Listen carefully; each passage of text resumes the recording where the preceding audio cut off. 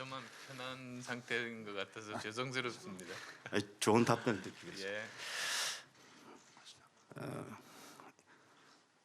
관훈 토론회를 시작하도록 하겠습니다.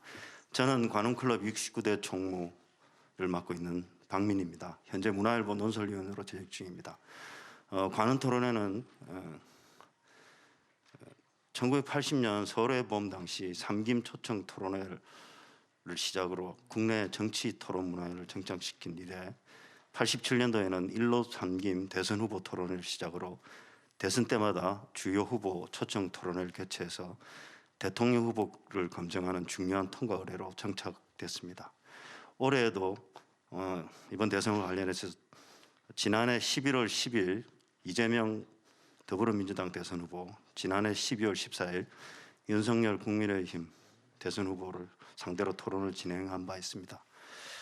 오늘은 최근에 무서운 상승세를 타고 계신 국민의당 안철수 대통령 후보를 모시고 대선에 임하는 좋은 말씀을 들어보도록 하겠습니다. 귀한 시간 내서 초청에 응해주신 안 후보님께 감사드립니다. 뜨거운 환영의 박수를 보내주셨으면 합니다.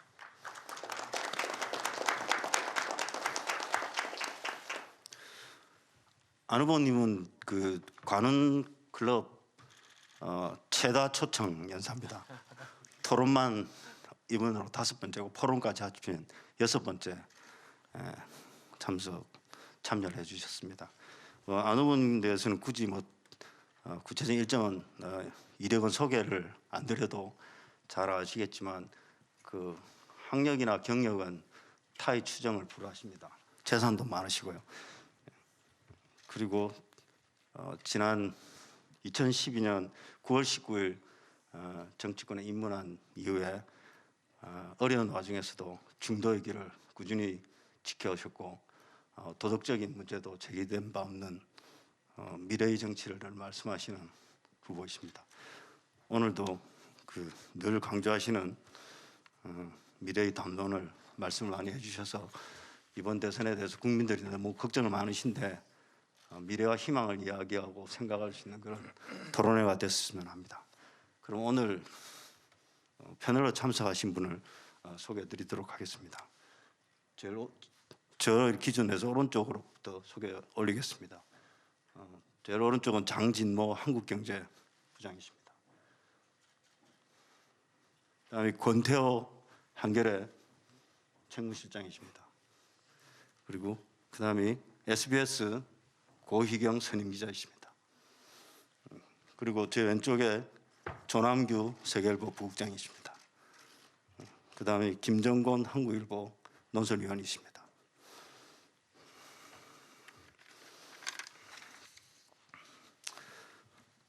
먼저 오늘 초청하신 안 후보 인사 말씀을 듣도록 하겠습니다.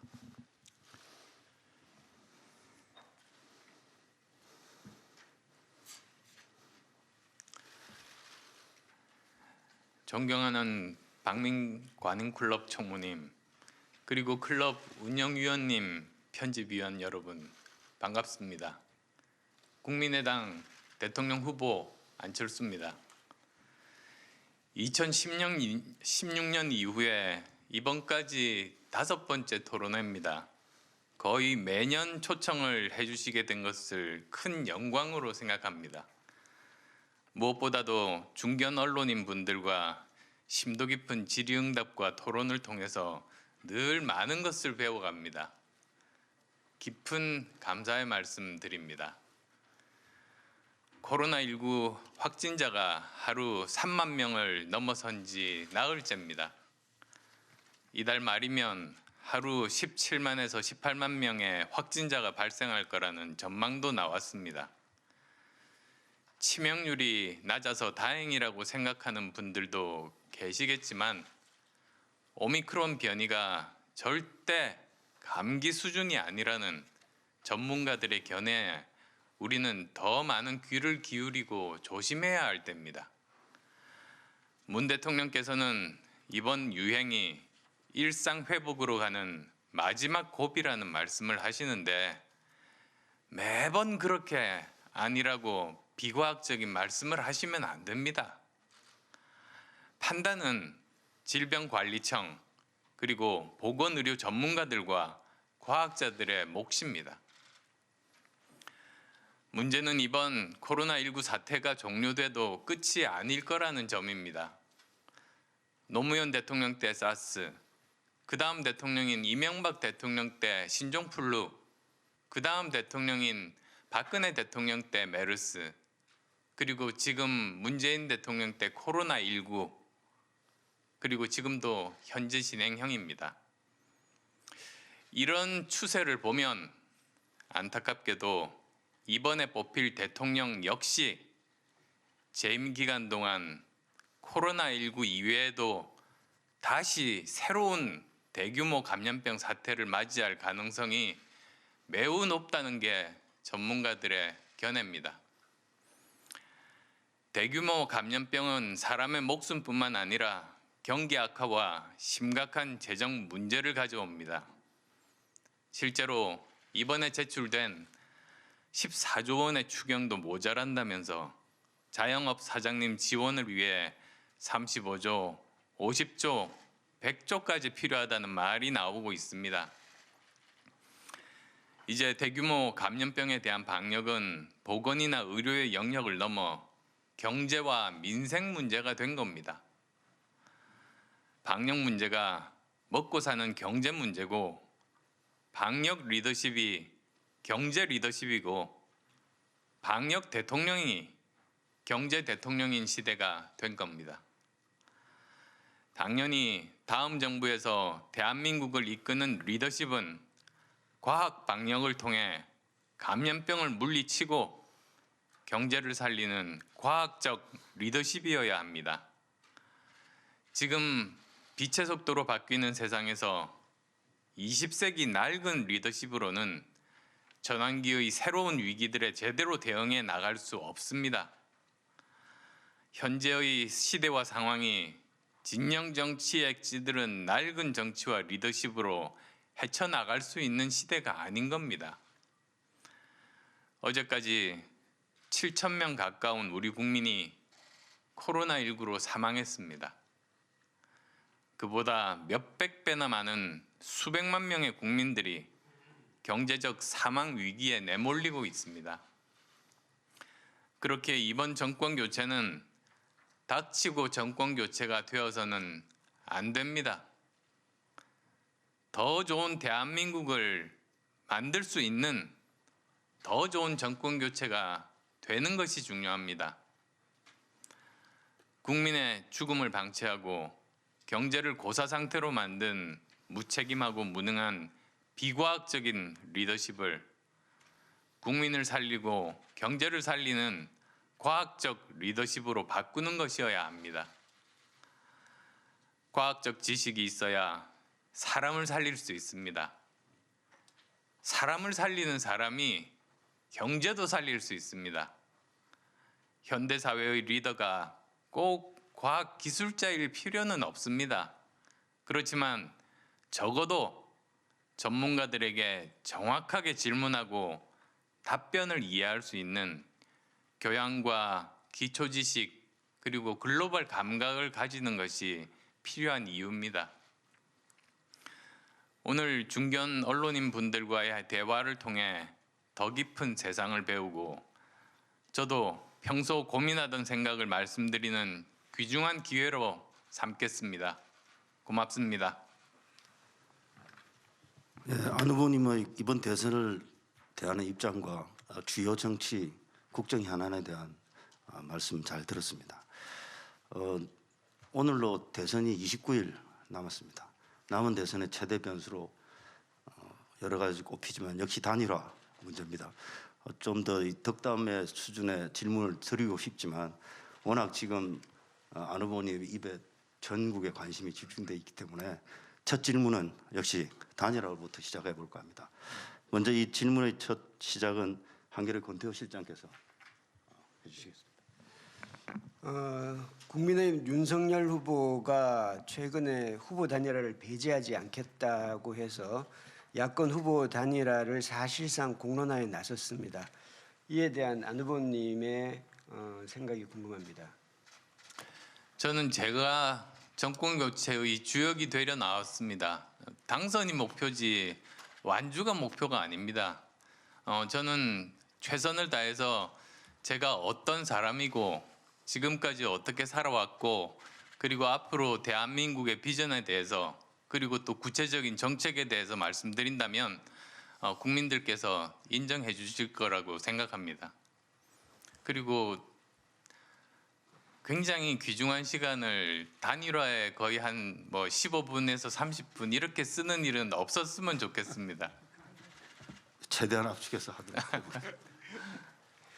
예, 뭐 그렇게 말씀하셨는데 저 죄송합니다. 그래도 한 가지 계속 좀 더 여쭤봤을 될 것 같은데요. 안 후보께서는 단일화 없다고 하시면서 이제 공개적으로 언급해서 진정성이 없다고 말씀하셨습니다. 제가 듣기에는 이 국민의힘이 단일화에 대한 의지, 실현 가능성보다 이런 문제 제기를 해서 정치적 이득을 얻으려는 게 아닌가라는 그런 판단을 하시는 것 같은데요. 그럼 어떻게 하면 진정성이 있다고 보실 수 있을런지요?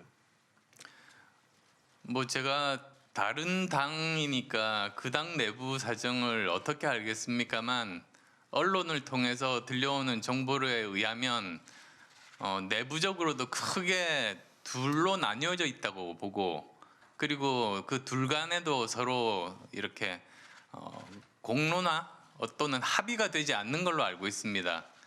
내부에서 합의가 되지 않은 그런 상황에서 어떠한 제안이 나올 수 있을까 그렇게 생각합니다. 국민의힘 의원들 가운데서 여론조사를 급히 했었는데 이제 절반 이상이 단일화에 찬성한다는 보도가 있었습니다. 그리고 윤석열 후보는 사실상 단일화 방식을 제안을 한 것이나 마찬가지입니다. 여론조사로는 안 된다. 후보자 간 단판으로 하자. 어떻게 보면 2012년 안철수 문재인 단일화와 비슷한 방식을 제기한 셈인데요. 이런 방식이라든지 이런 형식에 대해서는 어떻게 생각하십니까? 제가 지금 단일화에 대해서 고민하고 있지 않다 보니까 어떤 방식에 대해서 고민해 본 적은 더더욱 없습니다. 예, 또 죄송한 질문인데 안철수 후보께서 대통령에 당선되시더라도 지금 현재 국민의당 의석이 3석밖에 되지 않습니다. 안철수 후보께서도 연합정부를 말씀하셨고 어떤 형태로든 이 연정이나 공동정부 형태의 운영일 수밖에 없습니다.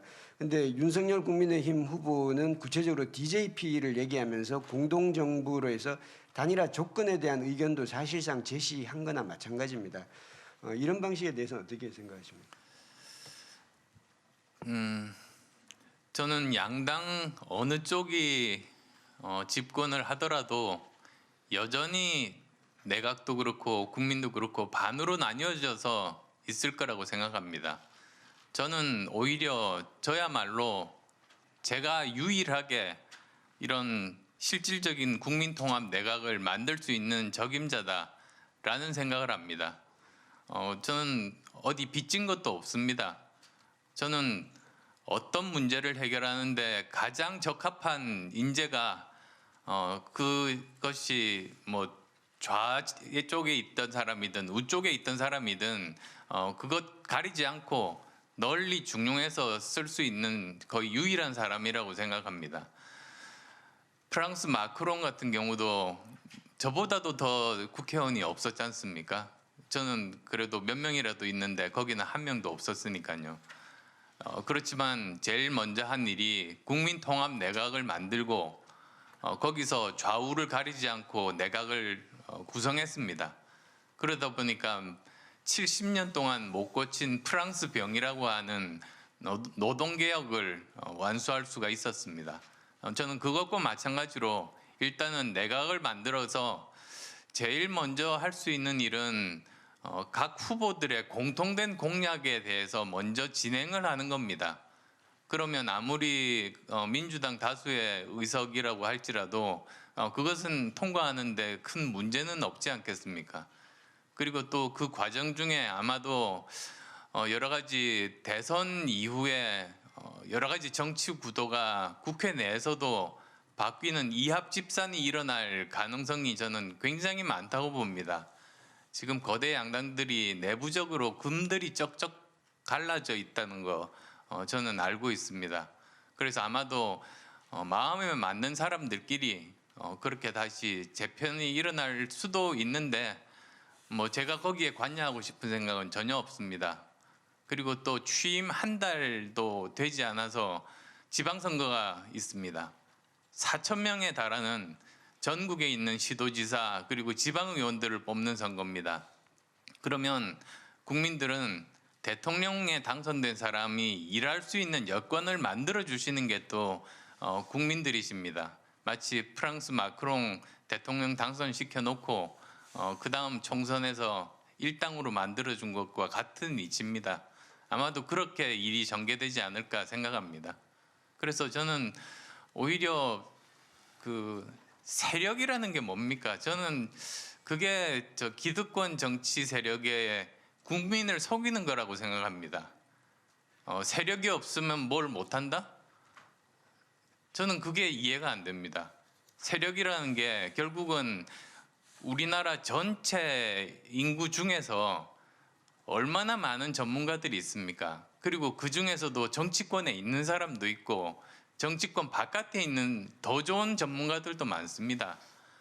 근데 한 거대 기득권 정당이 집권을 하면 인재풀을 자기 진영 내의 인재풀로 확 좁혀버리고 그 중에서도 또 대통령으로 당선된 사람이 한 번이라도 만나본 사람으로 인재풀을 좁히고 또 그 중에서도 자기 말 잘 듣는 사람으로만 인재풀을 좁히니까 결국은 남는 사람은 무능하고 부패한 사람밖에는 남지 않습니다. 그러니까 우리나라가 결국 다른 모든 분야는 세계적인 수준이 되지만 정치가 하향 평준화를 시키는 것 아니겠습니까? 저는 다른 양당 거대 정당 후보들과 달리 유일하게 그렇지 않고 제대로 전국에 있는 인재를 골고루 등용할 수 있는 그런 사람이라고 생각합니다. 죄송한데 한 가지만 더 여쭤보겠습니다. 답변이 예상은 되는데요.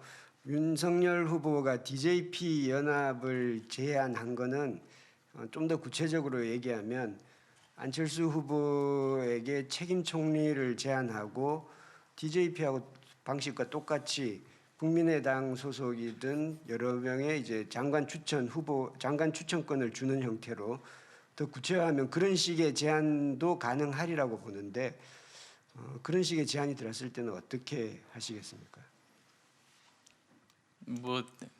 아까 당연히 예상하는 질문이라고 말씀하셔서 제가 드리는 답을 이미 다 알고 계실 것 같은데요. 제가 이런 분야에 대해서 사실 생각해 본 적이 없습니다. 그래서 이런 분야는 제 고려 사항은 아닙니다. 그러면 질문을 제가 또 단일화 관련해 가지고 이어가게 돼서 좀 송구스러운데요. 짧게 하고 넘어가겠습니다. 역대 대선에서 보면은 그 단일화 논의가 여러 차례 있었는데 후보 등록 직전 막판까지 그 단일화가 진행된 적도 많았습니다. 그래서 이번에도 마찬가지로 단일화 시기와 관련해 가지고 후보 등록 직전이나 그리고 투표용지 인쇄일 전에 그리고 사전 투표일 직전까지 이렇게 한 3가지 시기로 단일화가 진행될 수도 있다는 그런 그 해석들을 합니다. 그리고 좀 전에 보니까 김재원 국민의힘 최고위원도 투표 전날까지도 사실은 단일화가 가능하다고 말씀하셨는데 단일화 시기는 혹시 후보님이 생각하신 게 있는지 어느 순간까지 하면 가장 효과가 극대화될 수 있는지 좀 말씀해 주시기 바랍니다. 단일화 말씀드리기 전에 우선 한번 좀 제가 말씀드리고 싶은 사항이 하나 있습니다. 제가 많은 분들을 뵐 때마다 듣는 이야기들, 특히 그 시장에 가면 일반인들과 많이 접촉을 하지 않습니까? 거기서 듣는 질문이 항상 그겁니다. 이번에는 도중에 그만두지 마라. 또는 이번에도 단일화 할 거냐. 이렇게 말씀을 하시는데요. 그 둘 다 사실과 전혀 다릅니다. 제가 그 말씀을 꼭 드리고 싶어요. 왜 그러냐면 지금까지 제가 선거에 관련된 것이 지난 10년간 한 번, 두 번, 세 번, 9번입니다. 거의 매년 사실은 주요 선거에 다 관여를 했습니다. 우선 제가 제일 첫 번째로 그 선거를 했던 것이 2012년 대선인데 그때는 제가 양보를 했습니다. 이때 한 번입니다. 그 다음에 나머지 2017년 대선이라든지 그리고 2013년 총선 재보궐선거, 2016년 총선, 2020년 선거 총선, 그 다음에 지방선거도 2014년, 2018년, 2021년 작년에 그 서울시장 재보궐선거인데요. 이 모든 선거를 완주를 하지 않은 적이 한 번도 없습니다. 근데 저는 모든 선거를 사실 완주했는데 왜 이번에도 그만둘 거냐고 이야기를 하는지, 그거야말로 사실 잘못된 기득권 정당의 정치 세력의 이미지 조작인 거죠. 제가 그만둔 적이 없습니다.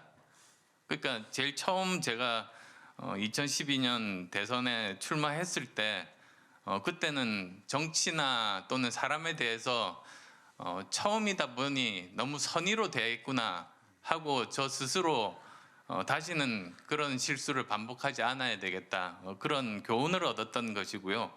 그것을 제외하고는 한 번도 도중에 그만둔 적이 없다는 말씀 하나 드리고요. 두 번째로는 제가 단일화를 안 하겠다고 하면 100% 안 했고, 단일화를 하겠다고 말을 한 적은 단 한 번입니다. 작년 서울시장 재보궐선거 때 제가 단일화를 하겠다고 말을 했을 때 단일화를 했습니다.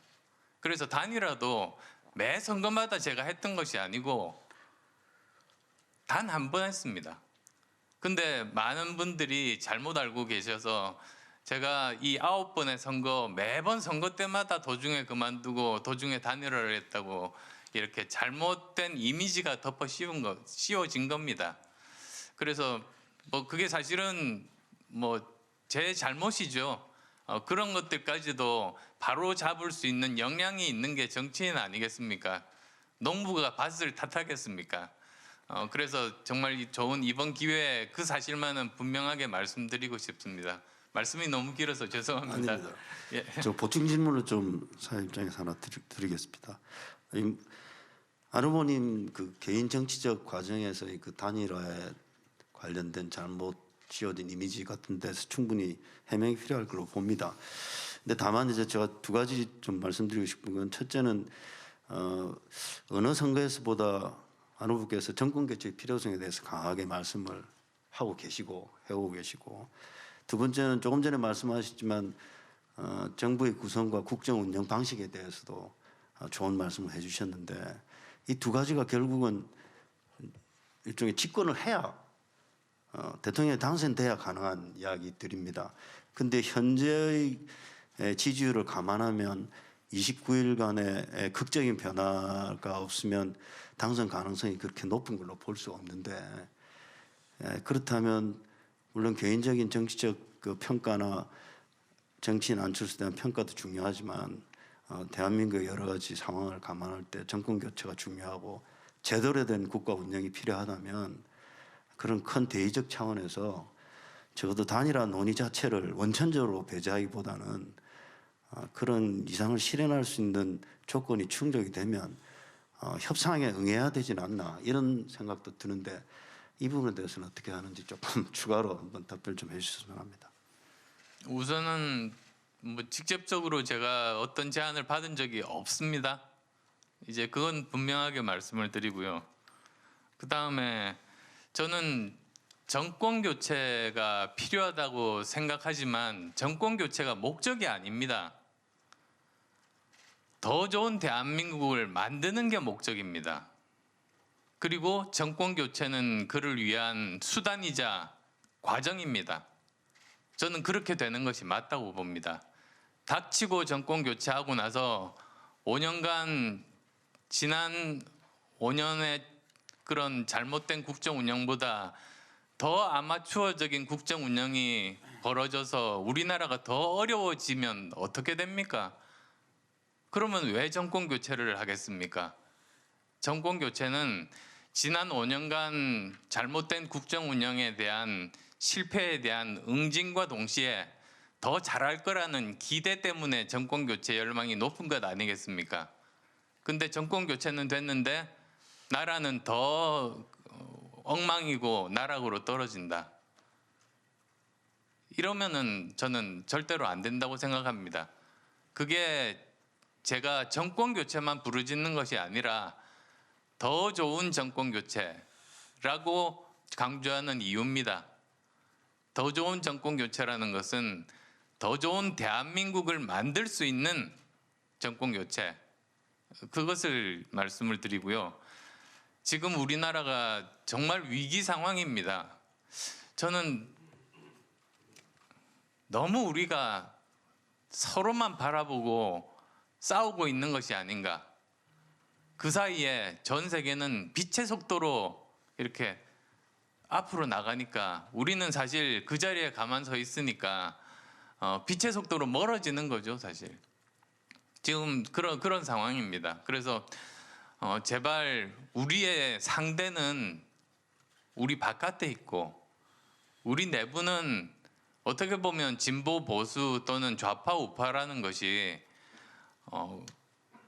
국가를 정말 발전시키겠다는 같은 목적 하에서 방법이 다른 사람들 아닙니까? 신념이 다른 사람 아닙니까? 근데 저는 대한민국을 더 발전시키겠다는 진심은 저는 똑같다고 믿고 싶은 사람입니다. 그러니까 이제 더 이상 계속 진영으로 나뉘어 가지고 이번 대선이 가장 걱정되는 점이 진영 간의 대결이 치열합니다. 근데 양쪽 다 지지자분들의 말씀을 들어보면 민주당 지지자분들은 자기 후보가 마음에 안 드는데, 정말 마음에 안 드는데 국민의힘 쪽에서 정권을 잡을 수는 없지 않냐. 그래서 할 수 없이 거의 인질이 된 기분으로 싫어하는 후보를 찍으려고 하고 있고요. 반대로 국민의힘 지지자 경우에는 우리 후보가 너무나 싫은데 상대방 후보가 되는 것만은 막아야 되지 않겠느냐 하면서 싫은 후보를 찍어야 되는 거의 인질 상태에 지금 있는 겁니다. 이렇게 돼가지고는 저는 우리나라 미래가 없다고 생각합니다. 이렇게 중요한 시대, 이렇게 중요한 시점, 앞으로 5년을 허송세월을 하면 우리나라에는 다시는 저는 미래가 없다고 믿고 굉장히 절박합니다. 그래서 저는 어떻게 해서든 정말 국군이 있다면 이런 일들을 막을 수 있게 해주실 거라는 믿음 하에 이렇게 지금 열심히 저 나름대로 가진 생각 말씀드리고 지금 대선에 임하고 있습니다. 그러면 이제 연결해 가지고 저 하나만 더. 네, 예. 먼저 말씀하십시오. 제가 좀 더 괴롭힌 질문을 드리기 위해서 비밀을 하나 공개하면, 제가 사실 안철수 후보의 초등학교 후배입니다. 이걸 공개하는 이유는 제가 좀 더 괴로운 질문 하나 더 추가로 드리고 싶어서, 그 말씀 들으면서 이런 생각이 들었습니다.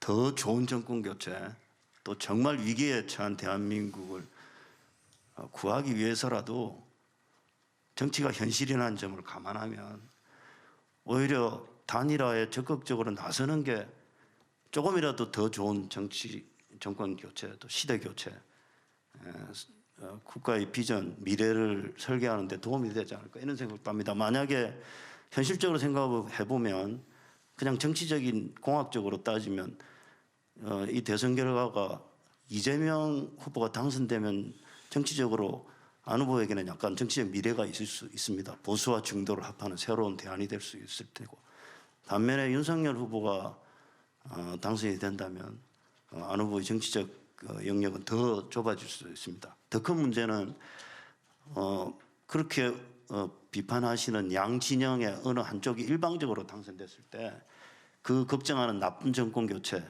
또 잘못된 국정 운영이 될 가능성도 있습니다. 이런 과정에서 오히려 10년간 중도 노선을 표방하면서 거대 기득권 보수 진보 진영을 비판해온 안 후보께서 단일화에 참여해서 그 정권에 새로 열리는 정권에 참여해서 변화를 추구하는 게 현실 정치는 훨씬 더 가능성이 있고 효과적인 거 아닌가요? 그렇게 볼 수도 있을 것 같은데. 뭐 그게 저 혼자 꾸는 꿈이겠습니까?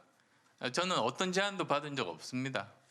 제가 왜 그런데 뭐 그런 것에 대해서 고민을 하겠습니까? 처음부터 고민 안 하고 시작했습니다.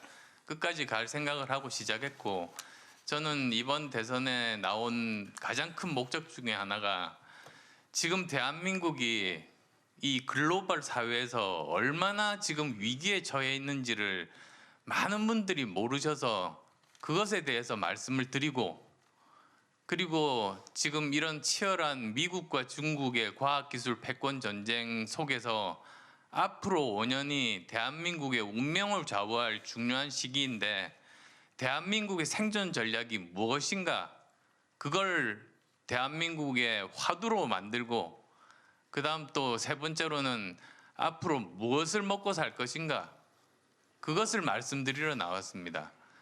20년 주기설 아시지 않습니까? 박정희 대통령께서 경제개발 5개년 계획을 하셨기 때문에 이런 저 중화학공업이라든지 선박이라든지 철강으로 80년대, 90년대 20년 먹고 살았습니다. 그 다음 김대중 대통령께서 초고속 인터넷망 설치하고 벤처 붐을 일으켜서 2000년대, 2010년대 20년 먹고 살았습니다. 근데 더 이상 새로운 성장 동력이 없고 경제 성장률은 떨어지고 청년 실업률은 높아집니다. 다음 대통령의 가장 중요한 역할 중에 하나가 바로 미래 먹거리, 미래 일자리를 이제는 4차 산업혁명 시대를 제대로 이해하고 그런 것들을 마련하는 것인데 지금 거기에 대해서 제가 보기에는 거대 양당 후보 둘 다 문제의식이 없습니다. 그냥 나눠주기, 쌍파퓰리즘인데 그러면 나라가 망할 게 뻔하게 보이는데 제가 저 혼자 마음 편하게 가만히 있어서 되겠습니까? 저는 그런 점들 국민들께 정말 간절하게 호소하고, 그래서 국민들께서 제 말씀에 동의를 하신다면 제가 당선될 수 있고, 만약에 그렇지 않다면 몇 년 지난 후에 안철수의 말이 맞았구나, 저는 그런 불행한 일이 없기를 바랍니다. 안 의원님 말씀대로 뭐 지금 선두를 다니는 후보가 이 미래에 대한 고민이 부족하거나 아니면 그런 내용들을 표 때문에 적극적으로 말씀을 못 하고 있는 현실인 것도 사실인 것 같습니다. 어쨌든 안 후보의 제가 마지막으로 질문 단일화해서 하나 드리면, 만약에 그런 안 후보님의 지금 이런 미래 비전을 충분히 수용하고 그런 것들을 충분히 펼칠 수 있는 진정성을 가지고 단일화 제의를 하거나 공식 제의를 하거나 뭐 비공식 제의를 하거나 해서 제의를 하시면 논의를 하실 수 있는 거죠. 지금 뭐 가정이니까 가정에 대해서 제가 무슨 어떤 답을 미리 드릴 필요는 사실은 없지만은 최소한 지금 현재 나와 있는 원내 정당 후보가 4명 아니겠습니까? 4명 간에 꼭 이런 뭐 TV 토론을 통한 것이 아니더라도 정말 심각하게, 제가 지난번 1차 TV 토론 때 연금 개혁이 필요하다, 다음은 누가 대통령이 되더라도 연금 개혁은 반드시 하겠다는 약속을 이끌어냈듯이 정말 중요한 화두에 대해서는 한번 원탁 테이블도 좋고 TV 토론도 좋고 그런 자리를 저는 마련을 하고 싶습니다. 그런 과정을 통해서, 그러면 사실 제가 생각했던 이런 걱정되는 문제들에 대해서 이야기가 나올 수 있고 국민적인 공감대가 확산될 수 있을 것 아니겠습니까? 정말 집요하십니다. 그러면 후보님이 지금까지 계속 거론되는 국민의힘과의 단일화에 대해서는 후보님의 분명한 생각을 알 수 있을 것 같은데요. 조금 측면을 달리해서 후보님이 얼마 전에 연합 정치를 말씀하셨어요. 저희들이 뭐 이게 연정이라고 해석하기도 하고 뭐 여러 가지 해석을 하는데, 네, 또 민주당하고 이재명 후보는 공동정부 또는 뭐 통합정부 이런 쪽에 주장을 하고 있거든요. 마치 후보님의 연합 정치하고 조금 연결되는 대목도 있는 것처럼 보이는데, 과연 민주당에서, 국민의힘이 아닌 민주당에서 후보님과의 단일화를 제안해 오시면 거기에 여지는 열어두고 계시는 건지, 그리고 아까 말씀하실 때 그 더 나은 대한민국을 위해서 이슈별로는 토론이 가능하다고 하셨는데, 그러면 지금 민주당에서 꺼내놓은 공동정부 또는 통합정부에 대해서는 논의할 생각이 있으신지 좀 궁금합니다. 죄송하게도 그쪽에서 제안했다고 하는 그 뭐 공동정부 이런 세부 내용은 제가 잘 모릅니다. 근데 그냥 언뜻 이렇게 가지고 있는 생각은 지금 현재 기득권 양당에서 주장하는 어떤 뭐 공동이나 연합이나 이런 쪽은 두 정당 구성원들 내부로 국한하고 있는 것 같습니다. 그러니까 두 정당에 소속된 그 정치인들 중에서 사람을 뽑아서 일을 시키는 이런 개념인 것 같고요. 저는 그게 아니라 전국민 통합 내각입니다. 거기 정치권에 몸담은 전문가들보다 더 많은 전문가가 바깥에 있습니다. 그리고 또 저도 바깥에서 전문가로 여러 분야에서 일을 해봤습니다만, 보통 이런 분들은 정부의 자문에 잘 안 응하는 분도 많습니다. 그래서 실제로는 그 분야 최고 실력자인데도 그냥 혼자서 세계적인 업적을 계속 쌓고 저 정치권에나 또는 그 정부에 이렇게 참여를 잘 안 합니다. 그러다 보니까 사실 제일 좋은 인재들을 제대로 영입을 못하고 그 문제가 해결되지 않은 경우가 많은데, 저는 그 범위 대상이 정치인들, 정치권에 소속된 학자들뿐만 아니라 전체로 넓히겠다는 점에서 저는 차이가 있다고 봅니다. 예, 단일화 질문 일단 성실한 답변 감사드립니다. 오늘부로 사실은 그 오미크론과 관련한 정부의 방역체계가 독자 생존 방식으로 전환됐습니다. 뭐 좋게 말하면 독자 생존이고 나쁘게 말하면 알아서 하라는 건데, 우리 의사 출신이자 또 이 코로나 문제에 대해서 많은 좋은 의견을 오셨습니다. 안 후보께서. 그래서 이번에는 SBS 고희경 선임 기자께서 코로나 관련해서 질문을 드리도록 하겠습니다. 네, 오늘도 신규 확진자가 3만 7천 명 가까이 나와서 방역에 큰 고비를 맞고 있습니다. 이제 확진자가 워낙 많이 늘어나다 보니까 이제 방역 당국에서 역학조사도 셀프로 하고 또 재택 치료도 고위험군 위주로 관리를 하겠다. 뭐 코로나를 독감처럼 뭐 관리하겠다 이런 방안까지 나오고 있는데요. 의사 출신으로서 이런 방역 전환 맞다고 보십니까? 코로나와 독감이 다릅니다. 사망률이 틀립니다. 그러니까 뭐 굉장히 거칠게 표현을 해서 말씀드리면 독감은 사망률이 0.1% 정도입니다. 지금까지 항상 그래 왔습니다. 매년. 그렇지만 우리가 일상생활을 영위하고 그리고 또 특히 고령자분들은 매년 독감 백신을 맞는 걸 권장했지 않습니까? 근데 지금 오미크론만 하더라도 독감 사망률보다는 높습니다. 그래서 지금 이 오미크론을 포함한 코로나의 사망률이 독감 사망률에 해당하는 0.1% 정도가 되어야지 그 일상으로 돌아갈 수 있다. 우선 이렇게 말씀드리고요. 그렇게 하려면 어떻게 해야 되는가? 세 가지 방법이 있습니다. 우선 첫 번째로는 그 3차 접종을 늘려야 됩니다. 특히 50세 이상 고위험군 또는 기저질환이 있는 사람, 이런 사람들에게 적극적으로 이 3차 접종, 이제는 그 부스터 샷이라고 하지 않는 게, 예전에는 2번 맞으면 백신 접종 완료라고 했지만 이제부터는 기준을 3번 맞으면 백신 접종 완료, 이렇게 해야 된다고 저는 생각하고요. 이것이 우선은 중요합니다. 그렇게 되면 돌파 감염이 되더라도 사망률이라든지 위중증으로 전이되는 그런 퍼센티지가 굉장히 많이 줄어들 수 있습니다. 그러면 거의 독감 사망률과 거의 비슷해질 겁니다. 두 번째로는 이제 방역을 바꿔야 됩니다.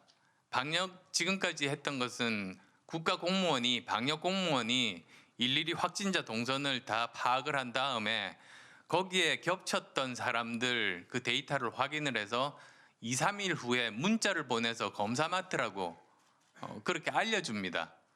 근데 그 사람은 그러면 2, 3일 동안은 돌아다니면서 또 다른 사람을 감염시켰다는 그런 이야기거든요. 이제는 더 이상 그게 통하지를 않습니다. 예전에 확진자 500명 시절에 있던 방역 공무원 숫자나 지금 3만 명대 방역 공무원 숫자가 똑같습니다. 그러니까 이거 불가능하죠. 그러면 어떤 방법으로 해야 되는가? 국민 참여형 방역입니다. 모두들 스마트폰을 가지고 있는 사람은 앱을 깔 수가 있는데요. 그 앱 중에 자기 동선을 기록하는 앱, 그건 스마트폰 아는 사람들이면 다 알죠.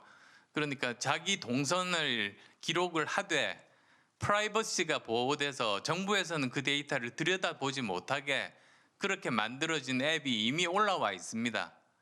근데 그 앱은 자기의 동선뿐만 아니라 지금 현재 정부에서 발견한 확진자 동선 데이터까지 거기다가 보내줍니다. 그러면 수시로 자기 휴대폰을 꺼내보고 내가 조금 전에 확진자 동선과 겹쳤구나. 그걸 실시간으로 바로 알 수 있고 바로 검사를 할 수 있습니다.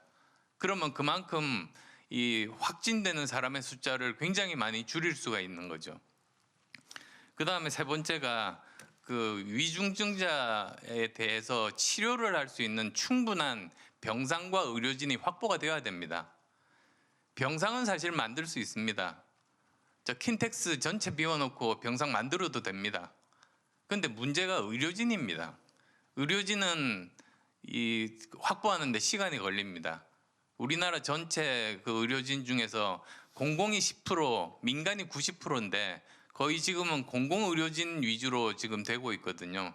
필요하다면 인센티브를 가동을 해서 민간 쪽에 협조를 구하면서 그 부족한 의료진들을 채우는 그런 역할들을 해야겠죠. 그리고 그래서 이런 세 가지 정도를 통해서 어느 정도 독감의 사망률과 거의 비슷한 정도로 가면 그러면 아마 일상으로 갈 가능성이 많지 않을까.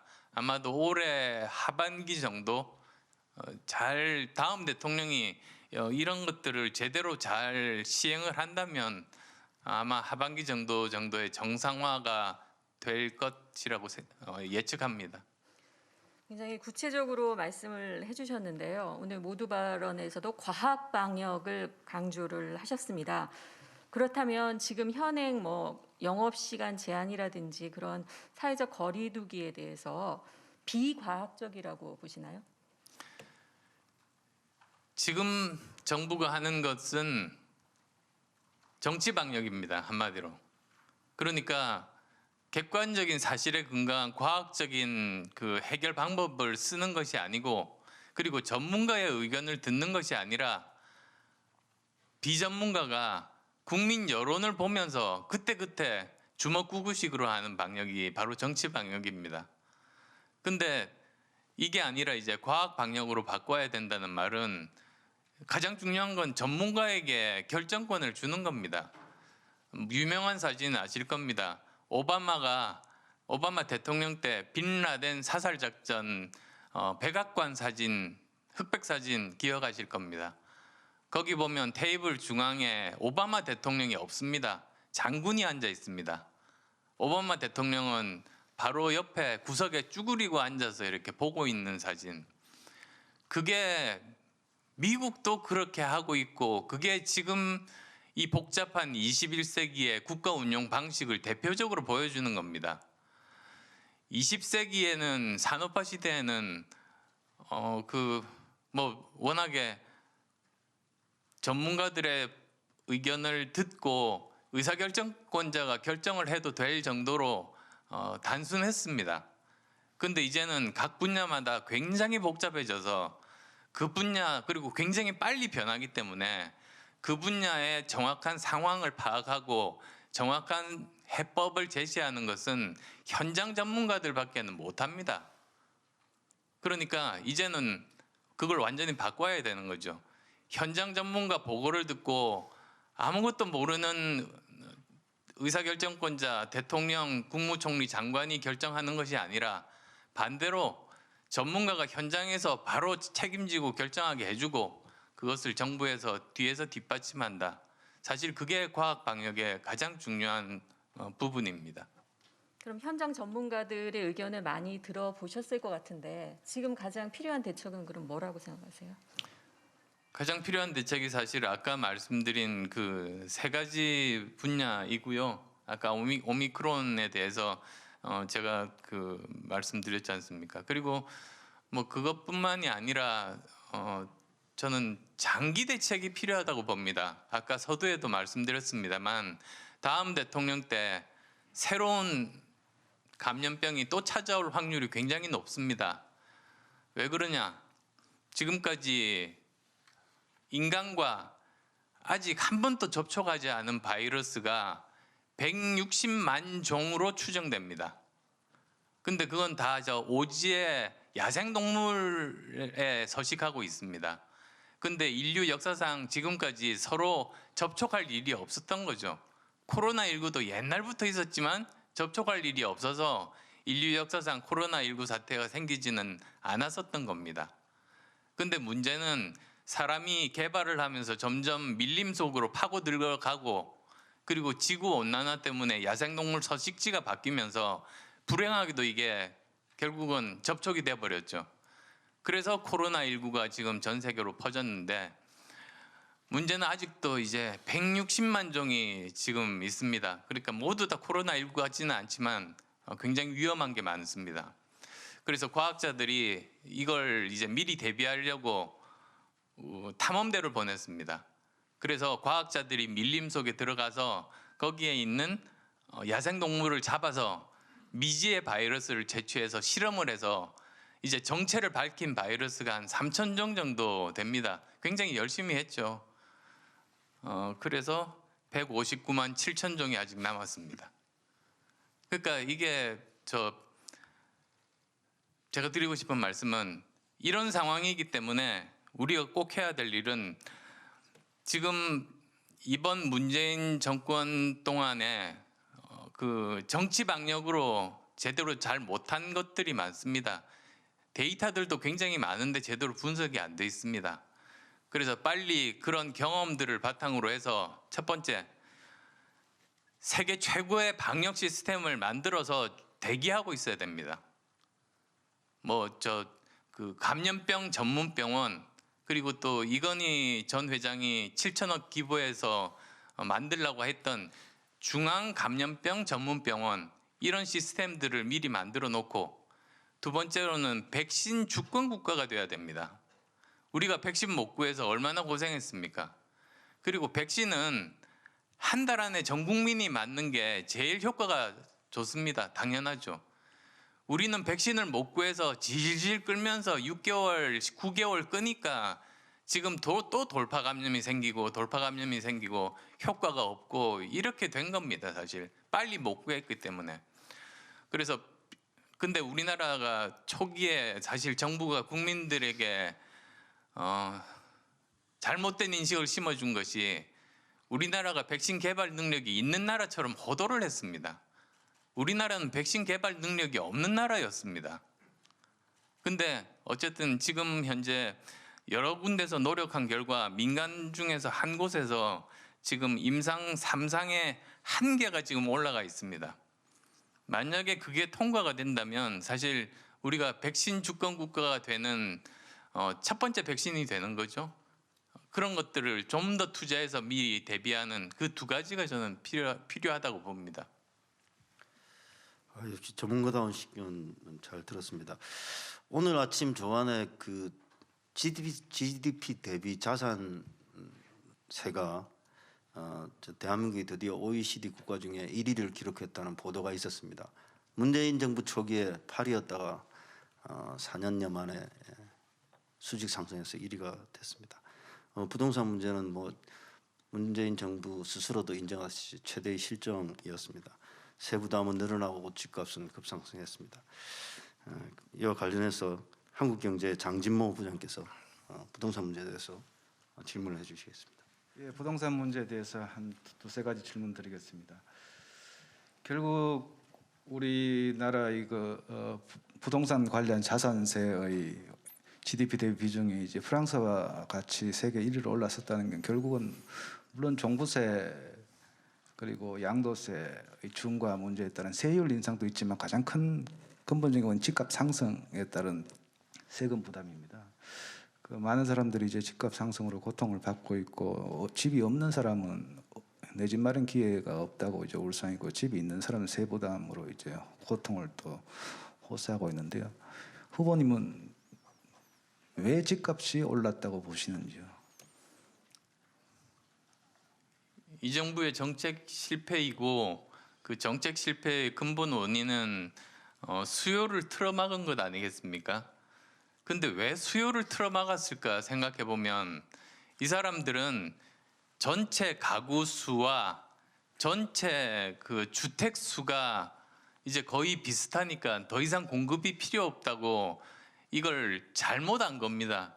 근데 아시겠습니다만 수요라는 게 하나가 아니지 않습니까?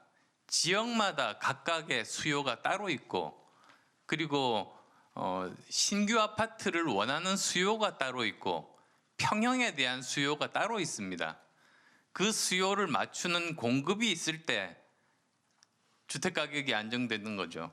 근데 그런 것들은 전부 무시하고 이것을 똑같은 수요로 취급해서 더 이상 공급을 늘리지 않으니까 뭐 당연히 시장에서의 수요 공급의 법칙에 따라서 오르는 건 또 너무나도 당연한 그리고 굉장히 불행한 이런 상황이 되게 된 거라고 생각합니다. 그리고 또 이제 지금 주요 대선 후보들이 부동산 이슈가 이제 부동산 세금 부담이 너무 과정하다고 하니까 너도 나도 이제 세금을 깎아주겠다고 합니다. 이제 종부세를 면제하거나 완화하거나 그리고 양도세도 유예하자 이런 이야기인데요. 안 후보님은 이런 부동산 세제 관련해서는 큰 주목될 만한 공약이 없었던 걸로 기억하는데 지금 어떤 생각을 갖고 있는지요? 예, 틈틈이 인터뷰에서는 말씀드렸습니다만 따로 이렇게 부동산 공약이라고 해서 아직 발표는 안 했습니다. 아마 저희들 곧 할 텐데요. 전체적으로 이제 말씀드리자면 저희들이 추구하는 방향은 그 재산세는 높이고 이 거래세는 낮추는 방향, 미국과 같은 식의 방향이 저는 바람직하다. 지금 그렇게 생각하고 있습니다. 근데 지금 현재 문재인 정부의 문제점은 재산세도 거래세도 둘 다 높은 게 문제 아니겠습니까? 모든 나라에서 세제들을 다 이렇게 분석을 해보면 거래세가 낮은 곳은 재산세가 낮고 재산세가 높은 곳은 또 거래세가 낮습니다. 근데 우리는 둘 다 이렇게 높다 보니까 다주택자들의 매물이 나오는 것을 원천 차단해 버려 가지고 그게 또 사실은 수요 공급에서 공급을 막는 효과가 돼서 집값 상승에 더 큰 주범 중에 하나가 되어 버린 거죠.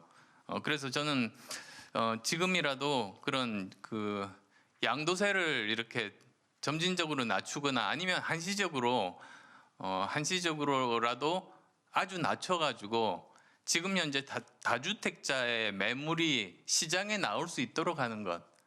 그러면 사실 뭐 앞으로 몇 호 공급하겠다고 하는 것은 5년 내지 10년 후의 일이니까 지금 당장 있는 집이 시장에 나오는 게 주택 가격 안정에 중요하지 않겠습니까? 그래서 저는 그렇게 생각을 하고 있습니다. 예, 또 한 가지는 후보님은 이제 주택 정책의 목표가 주거 안정이다. 그래서 이를 위해서는 이제 가격 안정을 위해서는 공급을 확대해야 된다.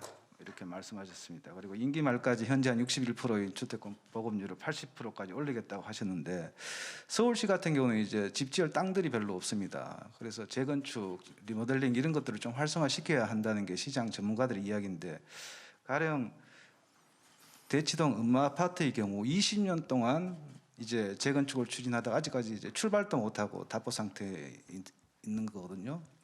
왜냐하면 서울시 규제도 까다롭고 그 재건축 초과이익 환수제 이런 걸로 인해 가지고 조합원들이 재건축 메리트를 못 느낍니다. 그래서 20년 동안 이제 묶여 있는데 만약 집권하시면 이런 재건축 규제를 서울시의 주요 논란이 되는 재건축 아파트 규제를 좀 완화하실 생각이 좀 있는지 여쭙고 싶습니다. 저는 재건축, 재개발 규제 완화를 해야 된다는 입장이 예전부터 변함이 없습니다. 지금 정부의 또 실패 사례 중에 하나가 아까 하나만 들었었는데요. 수요 공급에 대해서 제대로 다양한 수요가 있다는 것을 간과했다. 그것뿐만 아니라 두 번째는 민간의 역할을 무시하고 모든 것을 공공이 하려고 했다.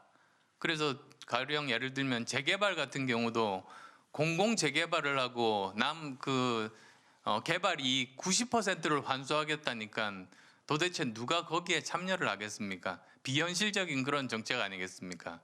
사실 저 투기를 잡으려고 시작을 했는데 투기꾼들이 가장 돈을 많이 번 정부가 이번 정부 아니겠습니까?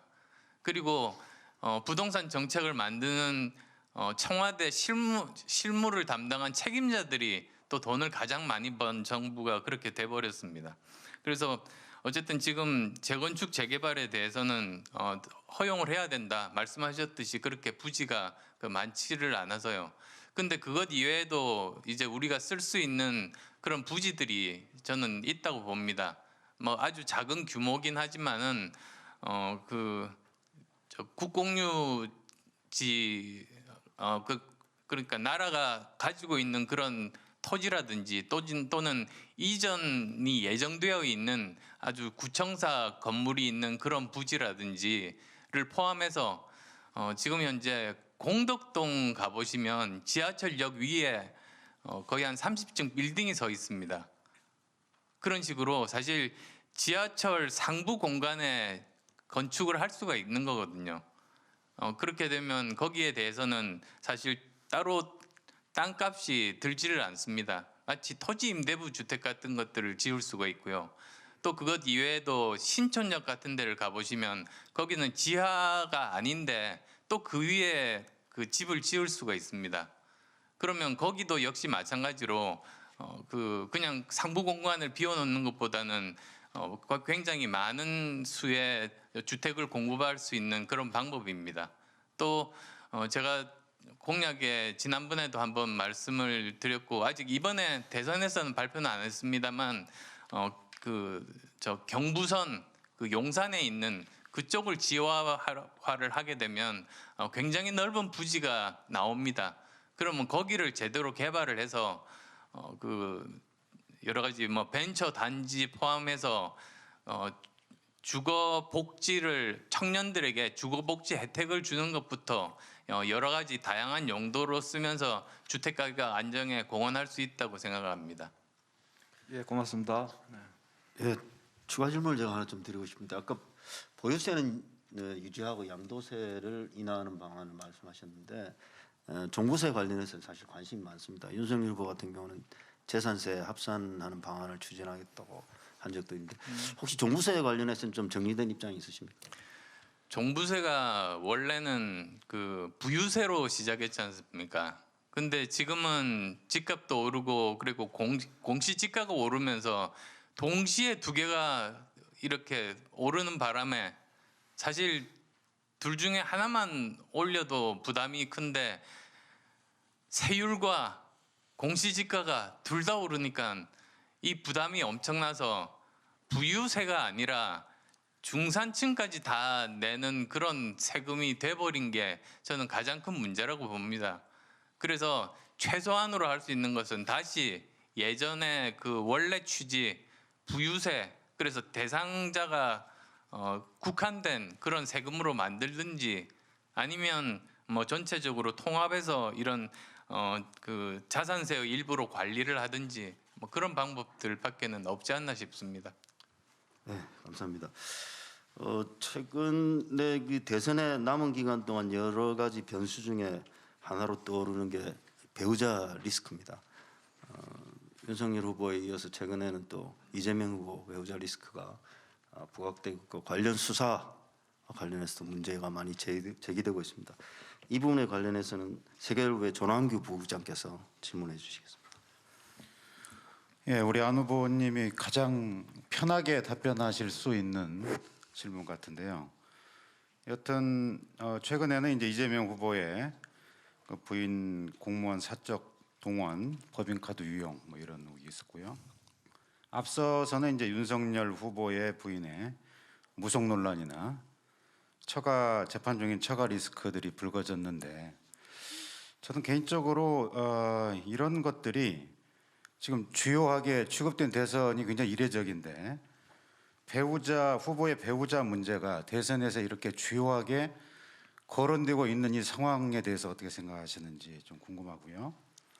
그리고 이 문제들이 후보의 어떤 결격 사유까지로 우리가 해석해도 되는 건지, 그리고 두 번째는 지금 현행 대통령제 하에서 사실 대통령 부인은 특별한 법적 지위가 없습니다. 그냥 관행상 저희들이 존중하고 국가적인 예의를 이렇게 차리는 수준인데 현행 대통령제에서 이 대통령 부인은 어떤 역할을 맡아야 된다고 생각하시는지 두 가지를 좀 말씀해 주시기 바랍니다. 우선 첫 번째로는 배우자를 포함해서 대통령이 되려고 하는 사람들, 대통령 후보들의 직계 가족에 대해서는 저는 검증이 필요하다. 그런 입장입니다.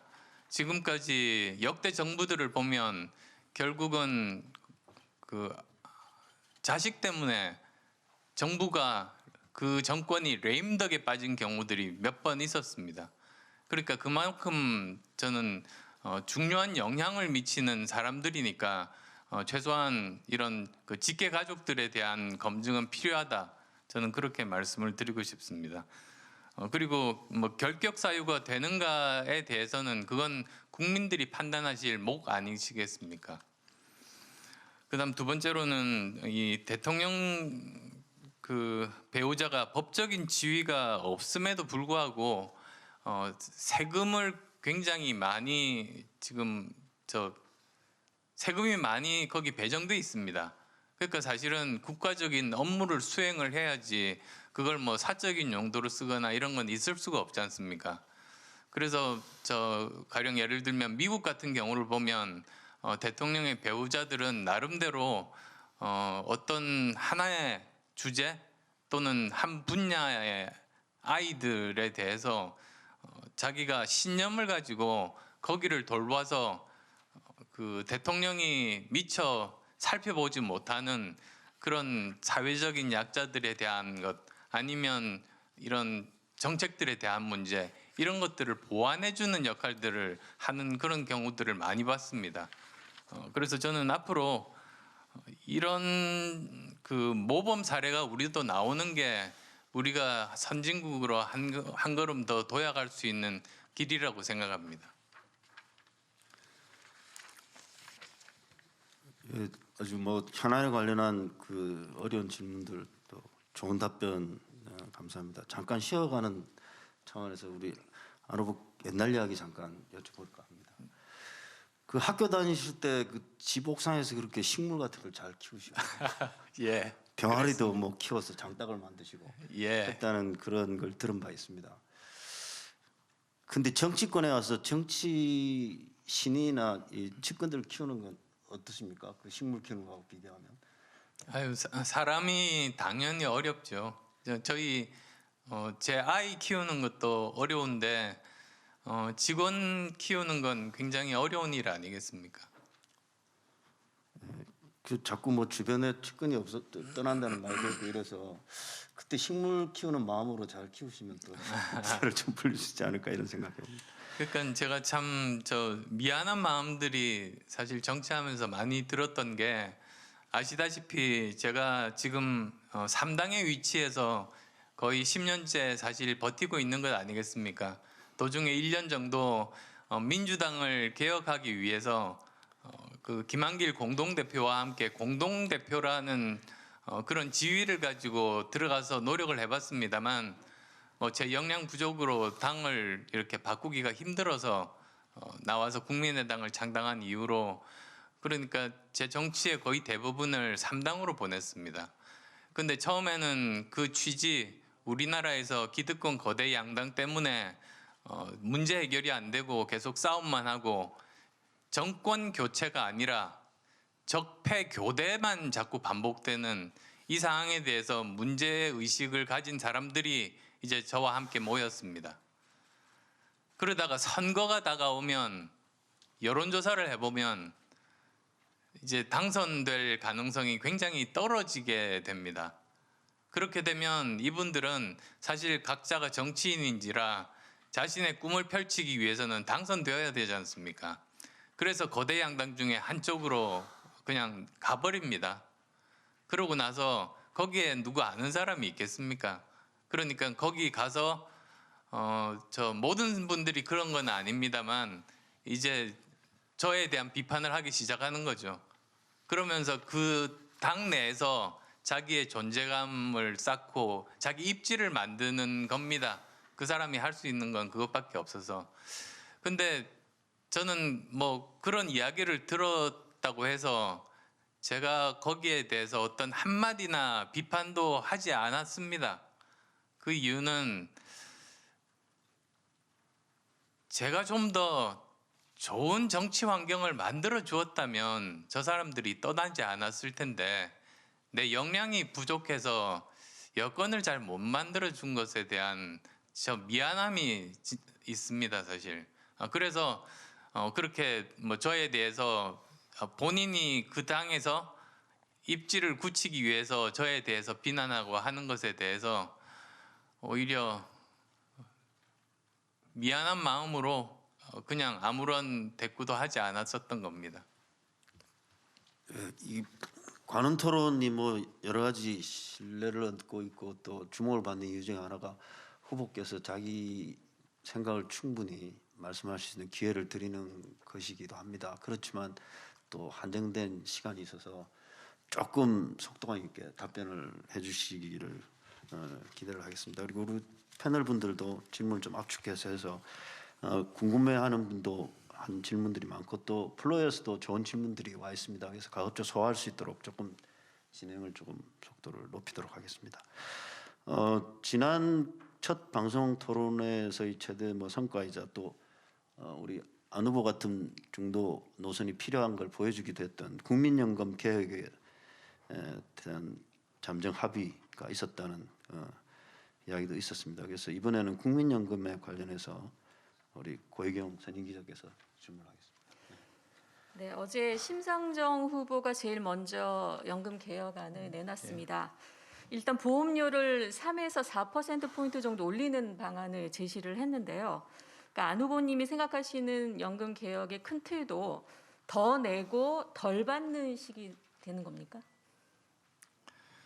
저는 보험료율을 높이는 거는 지속 가능성을 위해서 저 피해갈 수 없다 이렇게 생각합니다. 근데 소득 대체율을 지금보다 더 낮출 수는 없습니다. 근데 그렇다고 높이기도 힘듭니다. 저는 제일 이상적인 시나리오는 지금 현재 보면은 2028년이 되면 소득 대체율이 이제 40%가 됩니다. 그 선을 유지하는 것이 최소한이다. 지금도 사실 뭐 용돈연금이라는 말이 나올 정도로 충분치가 않은 상황에서 이걸 더 낮추는 건 바람직하지 않습니다. 그래서 저는 정리해서 말씀드리면 보험료율은 지금보다 높이지만 소득 대체율은 40% 정도를 최소한으로 두고 유지하는 것. 일본은 50%입니다. 대신에 보험료율이 좀 더 높죠. 그리고 보험료율을 어느 정도로 높일 것인가? 우리나라가 지금 9% 내고 있습니다. OECD 평균이 18%입니다. 근데 갑자기 이렇게 2배로 올리는 거는 조금 부담이 많이 됩니다. 그리고 우리나라의 공적 연금 중에 그 공무원 연금, 군인 연금, 사학 연금이 있지 않습니까? 거기는 한 15% 정도 보험료율이 됩니다. 그래서 국민연금 9%, 그리고 특수직역연금 15%, OECD 평균 18%이 사이에서 사실 국민적인 합의를 이끌어내야 됩니다. 저는 제일 좋은 그 모델이 영국입니다. 영국에서 이 그 연금 개혁에 대해서 12주간, 그러니까 석 달간 전 국민들이 모여서 토론을 했습니다. 그때는 영국 전체가 이 그 연금 개혁에 대한 이슈로 완전히 모든 사람들이 같이 고민하고 자기 의견 내면서 엄청나게 서로 시끄럽기도 하고 그랬습니다만 결국은 그렇게 해서 합의가 돼서 지속 가능한 연금 제도가 됐습니다. 우리도 영국처럼 전 국민들이 이렇게 모여서 뭐 TV 방송도 마찬가지겠죠. 전부 자기의 생각들을 이야기를 하면서 가닥을 잡고 정리를 하는 것. 저는 그런 방법이 다음 정권 초기에 일어나는 것이 좋겠다 생각합니다.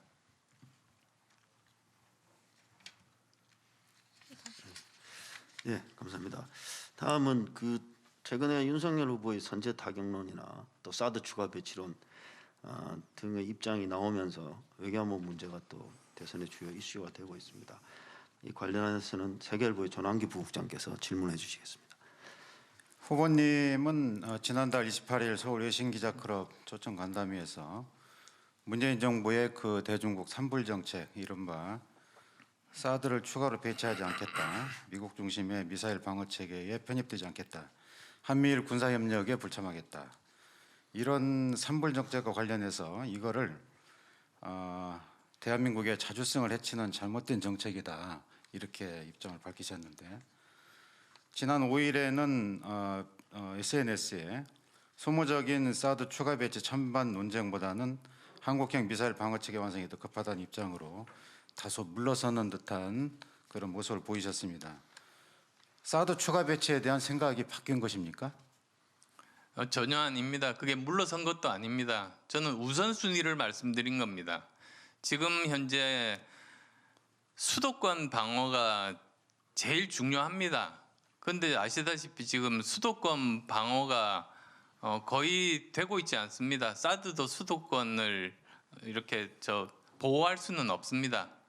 근데 수도권의 제일 큰 그 위험 요인은 핵무기보다 장사정포입니다. 그리고 최근에 또 작년이죠. 김정은이 초대형 방사형포까지 만들었습니다. 사실 그래서 지금 사드는 40에서 150km 아주 고고도만 이렇게 하는데 이 장사정포들은 40km 이하입니다. 그러니까 사드가 사실은 좀 무력화되는 그런 상황이죠. 그러면 이걸 어떻게 해야 되는가? 사실 그래서 제가 5년 전에 이스라엘에 가서 아이언돔을 보고 왔습니다.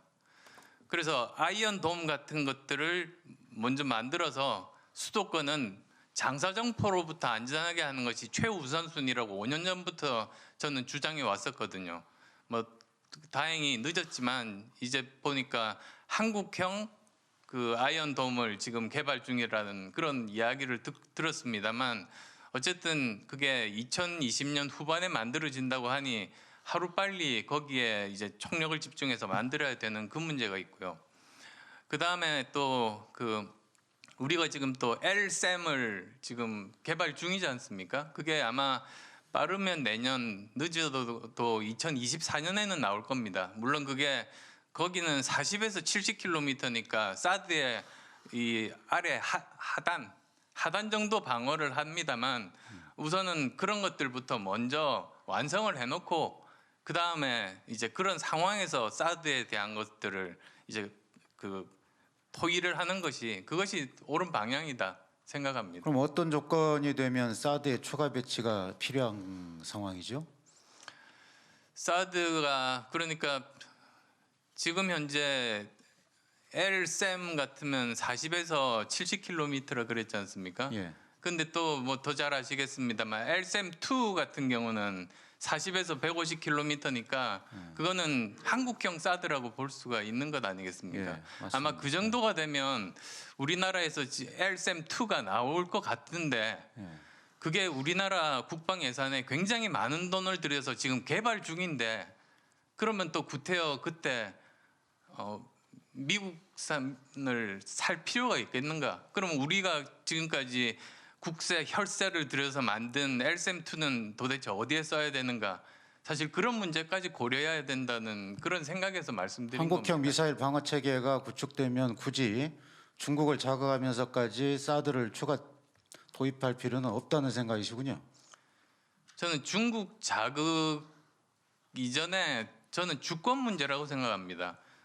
아니 사실 대한민국이 사드를 뭐 배치하든 안 하든 중국이 하지 말라고 간섭한다는 것 자체가 그건 말이 안 된다고 생각합니다. 그래서 제가 삼불 정책에 반대한 겁니다. 아, 그건 변론을 그러면 삼불 정책 중에 하나인 미국 중심의 미사일 방어 체계에 한국이 필요하다면 편입돼야 된다고 생각하시나요?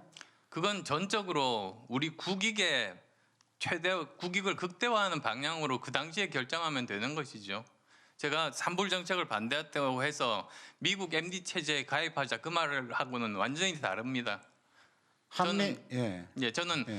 대한민국이 스스로의 운명을 결정할 수 있는 주권을 가져야지 그걸 중국 눈치 보느라고 우리의 주권을 포기한다는 건 말이 되지 않는다는 그런 생각에서 반대했습니다. 한국의 안보를 더 강화한다는 조건이라면 한미일 군사 협력도 더 지금보다 강화할 필요가 있다고 그럼 보시는군요. 그것도 사실 미국 MD 가입할 거냐 안 할 거냐하고 같은 맥락 아니겠습니까? 그렇습니다. 예. 근데 지금 보면은 한미 동맹이 있고 그 다음에 미일 동맹이 있지 않습니까? 예. 근데 이게 사실상 그렇게 되면 사실 어느 정도 동맹 관계 형성은 된 겁니다. 그렇지만 직접적으로 한국과 일본은 협력 관계죠. 동맹 관계가 아니죠. 저는 이 정도 상황에서 지금 이제 당분간은 현상 유지를 해도 저는 큰 무리가 없다. 특히 쥐소미아 같은 그런 정보 공유까지도 되고 있는 마당에 더 나갈 필요가 있겠는가 하는 생각입니다. 예, 같은 맥락에서 지금 한일 관계가 대법원의 강제징용 판결로 꼬여 있는데 그 부분은 어떻게 풀어나가야 된다고 생각하시나요? 우선 일본과 관계는 저는 투트랙 정책을 써야 된다고 봅니다. 그러니까 역사 문제와 그리고 이런 경제나 안보 문제는 다르게 접근해야 된다고 보고 우리의 목표는 1998년에 김대중 오부치 한일 파트너십 선언 그 시절로 돌아가는 것을 저는 목표로 삼아야 된다. 그렇게 생각을 하고 있습니다. 그럼 일본의 부담을 좀 덜어주는 차원에서 강제징용자들에 대한 배상을 그래서 제가 질문을 까먹어서 죄송합니다만 근데 지금 현재 대법원에서 판결이 났지 않습니까? 근데 집행 명령을 실행에 옮기는 거는 행정부의 일입니다. 사실 그래서 저는 다음 정부에서 대법원 판결은 당연히 존중해야죠. 그건 우리나라 국가 시스템이니까요. 근데 이 집행 명령을 행정부가 가지고 있으니까 이 건에 대해서 사실 서로 한일 정상이 서로 그 회담을 통해서 이 문제를 포함해서 함께 풀어갈 수 있다. 어떻게 보면 이게 우리의 레버리지로 쓸 수도 있는 것이 아닌가 생각합니다. 감사합니다. 선거 막판으로 가면서 추경 편성을 통한 여야 퍼주기, 포퓰리즘 경쟁이 우려한 수준으로 치닫고 있습니다. 14조였던 추경이 지금 100조까지 이야기가 나오고 있습니다. 기축 통화국도 아니고 경제의 상당 부분을 수출에 의존하고 있어서 대외 신인도가 무엇보다 중요한 나라에서 심각한 문제가 아니라고 할 수 있습니다. 그래서 이번엔 국가부채, 추경, 재정 건전성 문제에 대해서 한국경제 장부장께서 질문해 주시겠습니다. 네, 정부가 이제 1월 추경에 14조 원을 국회에 제출했습니다. 그런데 이제 거대 여야가 이제 합의를 해서 20조, 30조, 40조까지 늘리자 이렇게 하고 합의를 했습니다. 정부는 이제 홍남기 부총리가 이제 반대한다, 안 된다고 하니까 민주당에서는 탄핵하자 이런 이야기 나오고 이제 뭐 물론 이제 김부겸 총리는 국회가 뜻을 모으면 우리도 한번 검토는 해보겠다. 근데 뭐 돈이 하늘에서 뚝 떨어지냐 이렇게 말씀하셨는데요.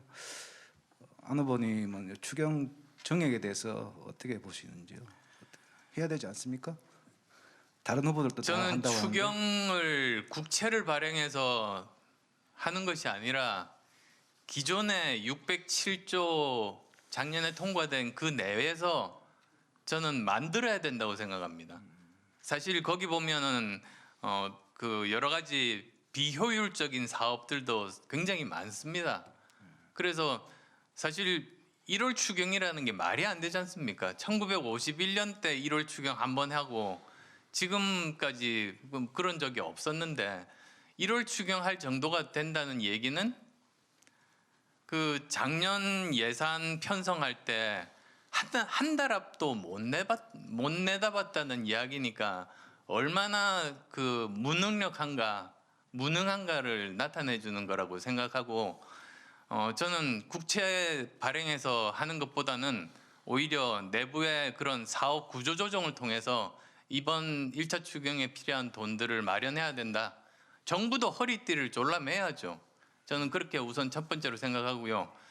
두 번째로는 언제까지 이렇게 확산되면 추경하고 확산되면 추경하고 이렇게 무슨 국가 재정이 장난입니까? 이거를 그렇게 누더기식으로 만드는 것에 대해서 저는 심각한 문제 의식을 느끼고 있습니다. 그래서 저는 제가 제안했던 것은 코로나19 특별 회계를 만들자 그랬습니다. 그래서 코로나19 특별 회계를 만들면 분명하게 재원 조달 방식이 나오고 그리고 분명한 대상들이 나옵니다. 그래서 저는 재정 조달 방법까지도 다 열거했습니다. 예를 들면 부가가치세의 10%, 개별 소비세의 10%, 그리고 또 그 여러 가지 정부 내부 사업에 대한 뭐 재조정 포함해서 다 모아보면 거의 한 30조 정도가 됩니다. 근데 그러면 30조 원을 가지고 이제 꼭 필요한 그 소상공인이나 또는 자영업자분들께 집중해서 지원을 하는 것이죠. 저는 그게 훨씬 더 제대로 된 것이라고 생각하고요. 왜 30조인가? 제가 지난번에 2019년과 2020년 사이에 감소한 그 부가가치세를 놓고 계산을 해보니까 소상공인과 이 자영업자분들의 손실이 거의 한 20조 정도에 달하는 것 같습니다. 1년 동안. 그러면 20조 원에다가 어느 정도 또 버퍼가 필요하다 싶어서 일단은 30조 원으로 정했고요. 만약에 모자라면 어떠냐? 그때 국채를 발행하자는 거죠. 그러니까 지금 정부가 제출한 14조 원 외에 올 한 해 동안 한 30조 원의 특별 코로나 해결 예산을 확보를 하자 이런 말씀이네요. 예, 그렇습니다. 그런 식으로 운용을 하는 것이 정상적인 국가 재정 운용이다. 저는 그렇게 말씀드립니다. 다음은 국가 부채 이야기로 좀 넘어가 보겠습니다. 현재 문재인 정부 4년 반 가까이 동안에 국가 부채가 한 400조 늘었습니다. 그래서 2017년 말에 600조에서 지금 한 1000조 원 정도 됐거든요. 국가 부채 GDP 대비 국가 부채 비율도 30% 후반대에서 거의 지금 40%대 50% 넘었습니다. 지금 올해는 50%까지 이제 예. 가까이 갑니다. 근데 결국은 이제 늘어나는 복지 수요 그런데 줄어드는 세수 뭐 이런 건데요. 집권하시면 이 국가 부채 관리를 어떻게 하실 건지 이 빚이 늘어나는 속도도 전문가들은 가장 우려하고 있습니다. 너무 빨리 늘어난다. OECD 최고 속도다 이렇게 지적하고 있습니다. 제일 먼저 재정준칙 통과시켜야 됩니다. 이러다가 정말 다시 또 IMF 같은 외환 위기가 올 가능성이 저는 있다고 봅니다. 이미 피치가 경고했지 않습니까? 지금 윤석열, 이재명 후보의 공약을 그대로 실현에 옮긴다면은 그러면 신용 등급 하강의 압력이 세질 거다. 그렇게 이야기를 했죠. 보면은 윤석열 후보 같은 경우가 거의 추가로 200조 원 정도가 들고 이재명 후보 같은 경우는 거의 한 1000조 정도 드는 것 같더라고요. 더 추가로. 근데 어쨌든 재정 준칙을 통과시키는 게 우선인데 법을 제정하자는 말씀이죠. 예, 그렇습니다. 그리고 우리가 비기축 통화국이라는 거를 자꾸 잊어버리는 것 같아요. 정치권에서. 사실 기축 통화국은 뭐 부채 비율이 100%가 되건 200%가 되건 부도가 안 나지 않습니까? 그냥 계속 찍어내는 거죠.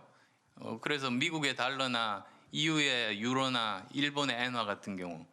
근데 우리나라 같으면 비기축 통화국이니까 다른 나라 뭐 부채 비율 100%니까 괜찮다? 그렇게 비교하는 것 자체가 사실은 굉장히 무식한 그런 주장입니다. 그러면 어느 정도가 돼야 되는가? 그래서 한번 조사를 해봤습니다. 조사를 해봤더니 OECD 국가 중에서 비기축 통화국의 부채 비율이 53% 정도 됩니다. 우리가 이제 거의 거기에 이제 근접하고 있고, 근데 부채 증가 속도가 빨라서 내년 되면 그 평균을 초과할 겁니다. 그러니까 하루 빨리 이것에 대해서 그 대책을 세워야 되는데 우리나라는 문제가 우선 인구가 감소하고 그리고 또 경제 성장률이 낮아져서 부채 상환 능력이 갈수록 떨어지는 게 문제입니다. 부채 상환 능력이 지금 5년 전이죠. 5년 전에 그 생산 가능 인구 감소가 시작되고 작년부터 전체 인구 감소가 시작되면서 본격적으로 이제 하강 국면에 들어서고 있는데 이럴 때 갑자기 부채 증가 속도가 사상 최대로 하는 거는 이건 개인 가정에서 가계부를 써도 이렇게는 안 합니다. 그럼 결국은 돈을 이제 지출을 줄이거나 돈을 많이 벌어와야 된다. 결국 세금을 예.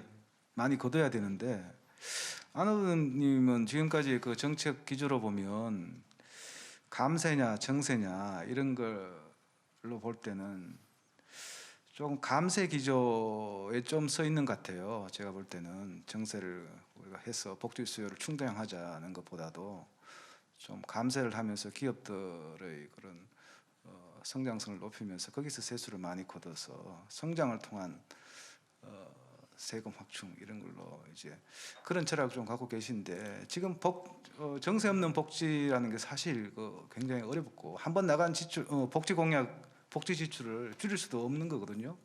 아까 말씀하셨던 저출산 노령화 갈수록 복지 수요는 증가되는데 재정 준칙 만들면 결국 이제 미국처럼 정부 예산 확보 못해서 정부 셧다운되는 그런 상황이 또 이제 발생할 수도 있고 상당히 어려운 문제인데 어떻게 이 문제를 돈을 아끼자 이런 걸로 저는 증세가 꼭 필요하고 그것을 위해서는 첫 번째로 정부가 투명성을 강화해서 국민의 신뢰를 얻은 다음에 이 분야에 이 정도 돈이 필요하니까 이 정도 증세가 필요하다 그렇게 설득하자는 입장입니다.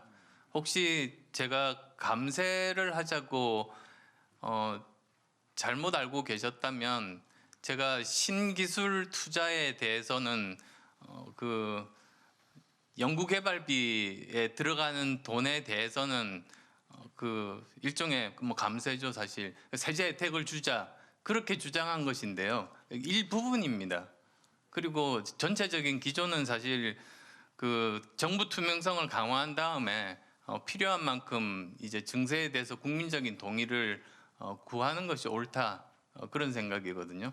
제가 프랑스에 한번 가봤었는데 그 친구가 자기가 세금 고지서를 보여주더라고요. 근데 거기 가서 보니까 얼마 내라 그것만 있는 것이 아니고 당신이 낸 돈 중에 얼마는 교육에 쓰이고 얼마는 도로 수선에 쓰이고 얼마는 공무원들 월급 주는 데 쓰이고 명세서를 주는 겁니다. 저는 그래서 이 유럽 같은 국가가 정부를 믿고 세금 내는데 그렇게 큰 저항이 없는 것 아닌가 그런 생각인데요. 우리도 그렇게 앞으로 해야죠. 해야 될 것 같습니다. 예, 이번 대선의 가장 큰 특징 중에 하나가 이 주변 변수로 지부됐던 그 20대, 30대의 정치적 결정력 또 자기 정치적 행동의 그 반향에 대해 스스로 놀라면서 적극적인 주체인 참여를 하는 걸 볼 수 있습니다. 실제로 지지율 변화들이 20, 30대들이 이끌고 있기도 합니다. 관련해서 사실 유례 없이 젠더 문제가 이번 대선의 주요한 이슈로 또 떠올랐습니다. 관련해서 SBS 고희경 전님께서 질문해 주시겠습니다. 네, 어제 윤석열 후보가 이런 인터뷰를 했더라고요. 여성 불평등은 이제 옛날 얘기다. 차별은 개인적인 문제지 더 이상 우리 사회에서 구조적인 차별은 없다. 이렇게 인터뷰를 했습니다. 여기에 대해서 어떻게 생각하시나요?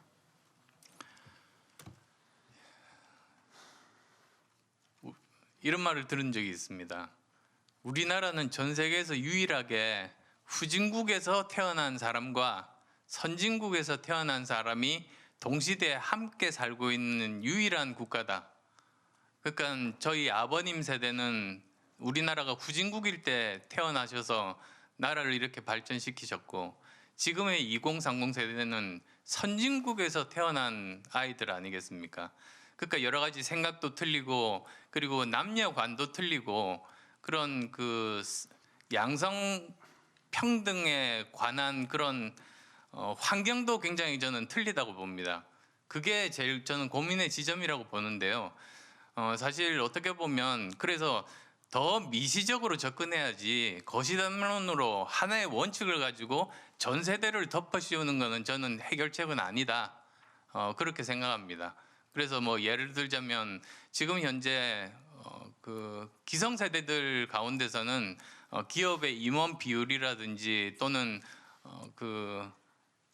내각의 여성 비율이라든지 훨씬 더 낮지 않습니까? 그러니까 사실 어느 정도 기회를 줄 필요는 저는 있다고 보는 입장인데요.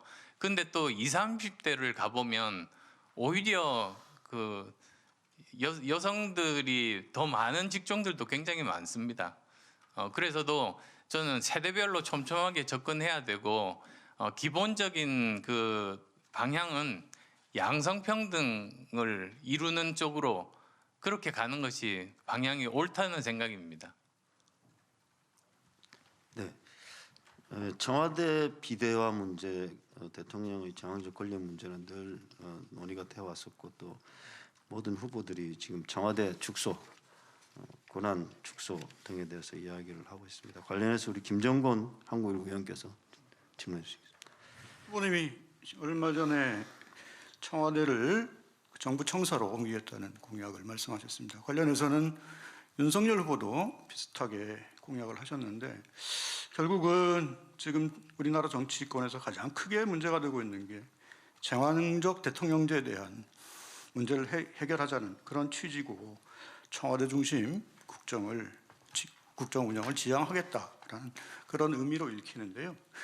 근데 과연 장소만 옮긴다고 해가지고 청와대 정부 또는 제왕적 대통령의 모든 문제를 다 해소할 수 있을까 하는 걱정과 우려 또 비판도 있습니다. 이 비대한 청와대 그리고 제왕적 대통령제 문제를 해결하기 위한 다른 아이디어가 있다면 보관을 좀 말씀해 주시기 바랍니다. 사실 권력 구조 개편을 하려면 개헌이 필요하지 않습니까? 근데 개헌은 시간이 걸리니까 우선 개헌 전에 할 수 있는 것, 그 다음에 개헌한다면 어느 방향이 좋은가 이렇게 두 개로 나누어서 말씀드리고 싶습니다. 우선은 지금은 굉장히 이상한 형태로 국가가 운영되고 있습니다. 청와대 정부 방식으로 청와대 비서진이 장관들에게 명령을 내려서 일이 진행되는 방식으로 그렇게 되고 있는데 사실 그렇게 돼서 제대로 잘 운영되는 그런 조직은 없습니다. 제가 평생 직업을 5번째 지금 직업입니다만 공통된 게 전부 다 저는 인사관리자였습니다. 관리를 제가 거의 평생 해왔습니다. 근데 원칙이 있습니다.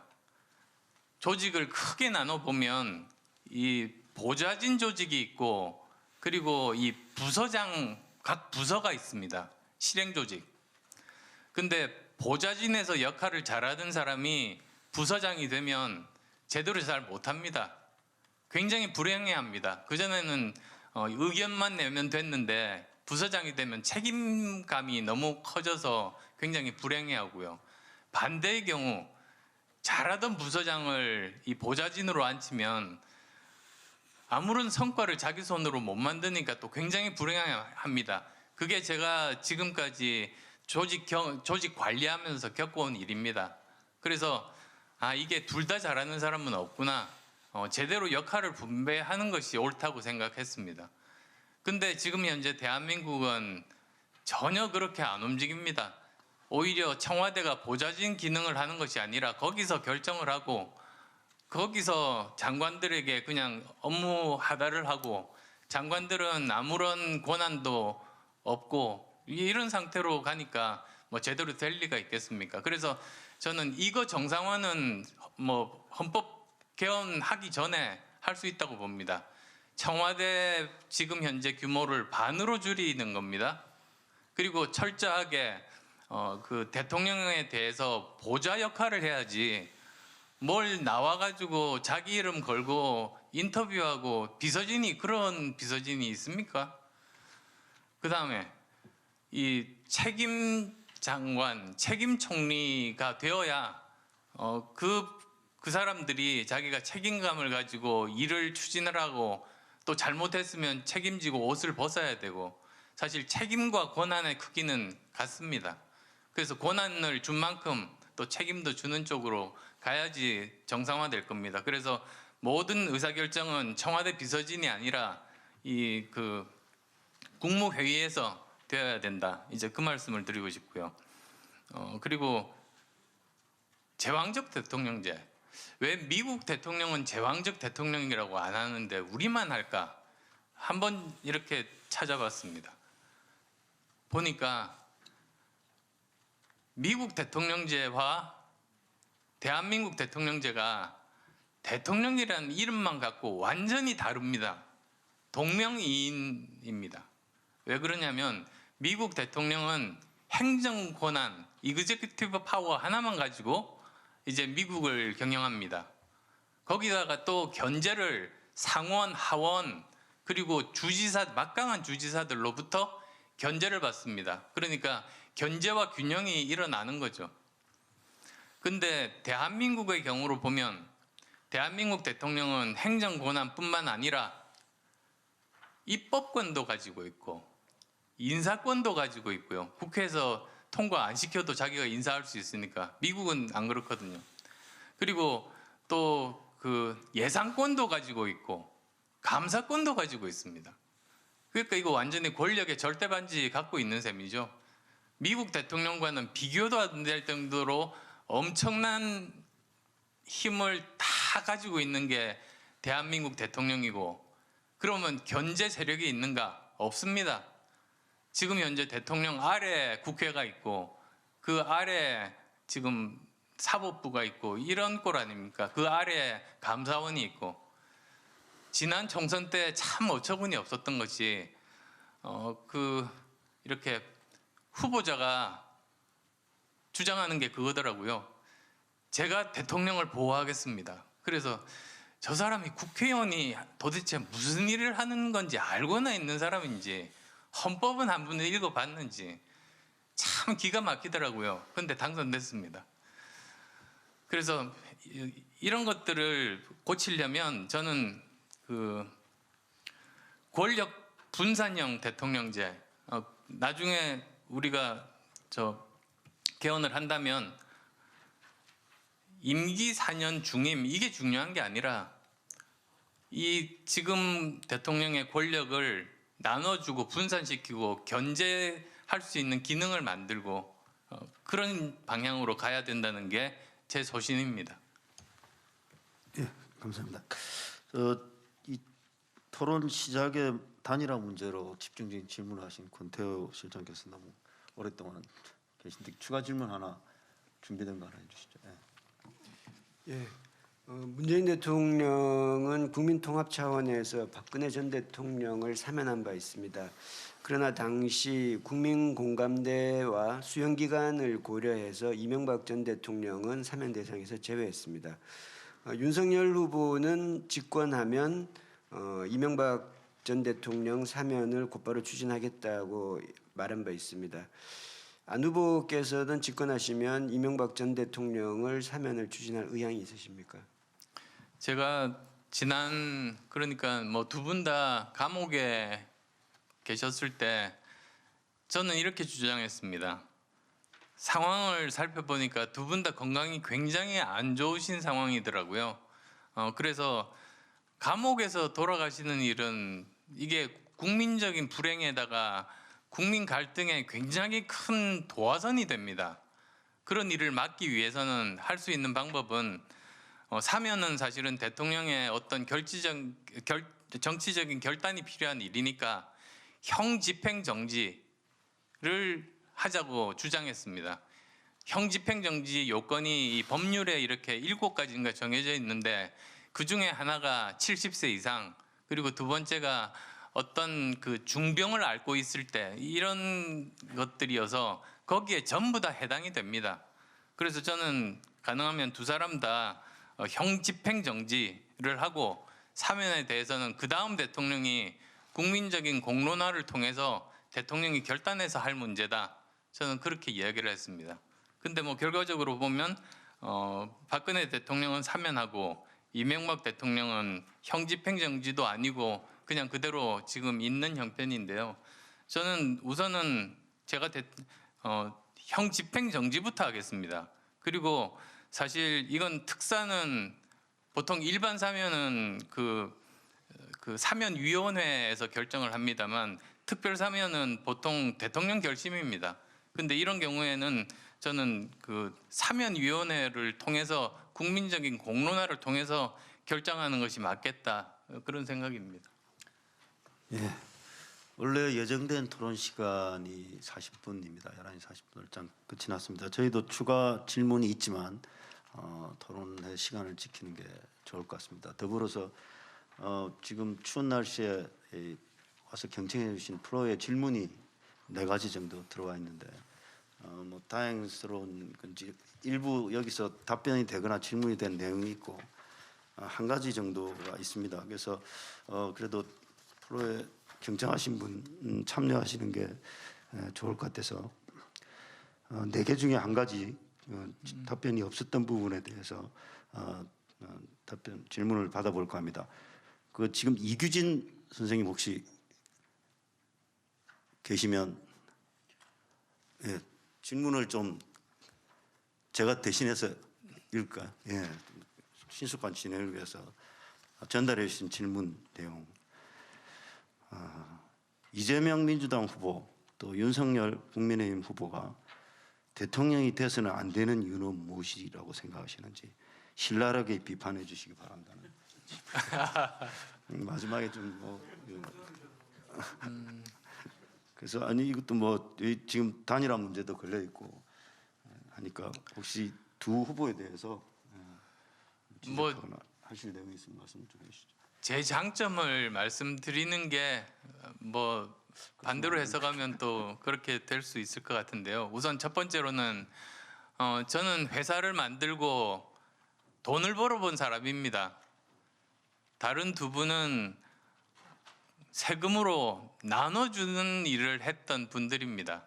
그러니까 국고를 채울 수 있는 사람은 저밖에 없다고 생각합니다. 그다음 또 두 번째로는 20년 주기설을 아까 말씀드렸습니다만 다음 대통령의 가장 큰 역할은 앞으로 20년 동안 4차 산업혁명 시대에 먹고 살 수 있는 미래 먹거리, 미래 일자리를 만들어야 하는데 그건 전부 과학기술 베이스입니다. 거기에 대해서는 뭐 과학기술에 대해서는 다른 후보들이 저를 따라올 수가 없습니다. 그리고 내수형 법률가는 과거에 대한 응징을 주로 하십니다. 그게 사회에 꼭 필요한 기능이기도 하죠. 그런데 그러다 보면 과거만 바라보던 평생 과거만 바라보던 사람은 미래를 볼 수 없습니다. 모르면 안 보입니다. 아무리 보고 싶어도 안 보입니다. 그러면 우리나라 미래가 암담해지는 거죠. 그다음 또 세 번째로는 저는 의사 출신이니까 누구보다도 이 방역 시스템 제대로 갖추고 백신 주권 국가 만드는 데는 뭐 어떻게 보면 세계에서 가장 적임자 대통령이 될 수 있을 겁니다. 그 정도만 말씀드리겠습니다. 저만 군대 갔다 왔는데.